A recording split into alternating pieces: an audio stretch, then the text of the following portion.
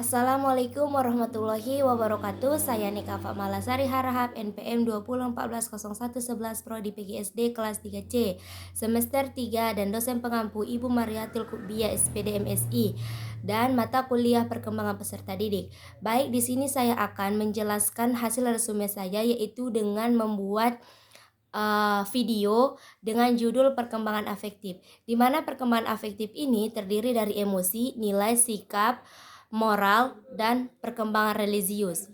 Yang pertama di sini saya akan menjelaskan perkembangan afektif, di mana afektif ini mencakup emosi ataupun perasaan yang dimiliki oleh setiap peserta didik, yang juga perlu mendapatkan perhatian dalam pembelajaran. Yang pertama tadi ada perkembangan emosi, di mana pengertian emosi ini, istilah emosi ini berasal dari kata emotus ataupun emofore ataupun mencerca, yang berarti sesuatu yang mendorong terhadap sesuatu. Jadi menurut Sarlito Wirawan Sartono ini berpendapat bahwa emosi ini merupakan setiap keadaan pada diri seseorang ini yang disertai warna efektif. Dan ada juga karakteristik perkembangan emosi.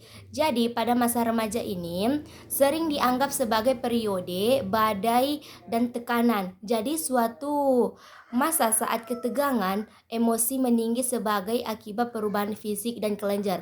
Dan ada juga ciri-ciri emosional remaja menjadi dua, yaitu ada ciri-ciri emosional remaja yang berusia 12 sampai 15 tahun dan ada juga 15 sampai 18 tahun. Faktor-faktor yang mempengaruhi perkembangan emosi. Jadi, pada dasarnya pola perkembangan emosi ini remaja sama dengan pola emosi kanak-kanak. Jadi, hanya saja penyebab munculnya dan memuncaknya emosi yang berbeda. Jadi pada masa anak-anak ini ledakan lebih banyak disebabkan oleh hal-hal yang bersifat material ataupun konkret. Jadi sedangkan pada masa remaja ini, jadi penyebabnya itu yaitu abstrak. Dan ada juga pengaruh emosi terhadap tingkah laku. Jadi, perasaan takut ataupun marah dapat menyebabkan seseorang mengalami gangguan emosi dan menjadi gemetar. Dalam ketakutan, mulut itu pun menjadi kering, jantung itu pun berdetar cepat, dan lain-lain. Ada juga ya. Yang selanjutnya yaitu implementasi pengembangan emosi terhadap penyelenggaraan pendidikan.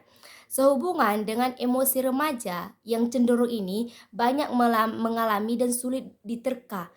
Maka satu-satunya hal yang dapat guru lakukan adalah memperlakukan siswa seperti orang dewasa yang penuh dengan rasa tanggung jawab moral.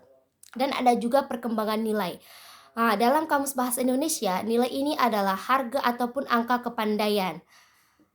Dan ada juga perkembangan moral. Jadi moral adalah ajaran tentang baik buruk perbuatan dalam kelakuan, akhlak, kewajiban, dan sebagainya. Dalam moral diatur segala perbuatan yang dinilai tidak baik dan perlu dihindari. Selanjutnya perkembangan sikap. Jadi menurut si Fishbein 1975 mendefinisikan sikap itu adalah predisposisi emosional yang pelajari untuk merespons secara konsisten terhadap suatu objek. Sikap ini merupakan variabel laten yang mendasari, mengarahkan dan mempengaruhi perilaku.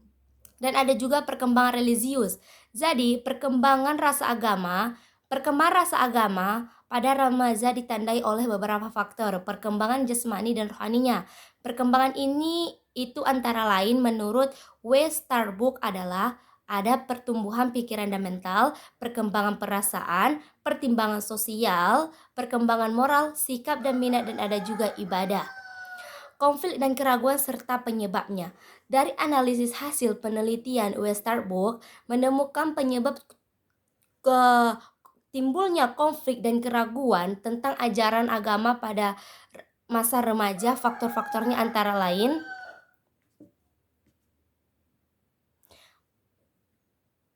mungkin cukup sekian yang dapat saya sampaikan. Kurang dan lebihnya saya mohon maaf. Wabillahi taufiq wal hidayah. Wassalamualaikum warahmatullahi wabarakatuh.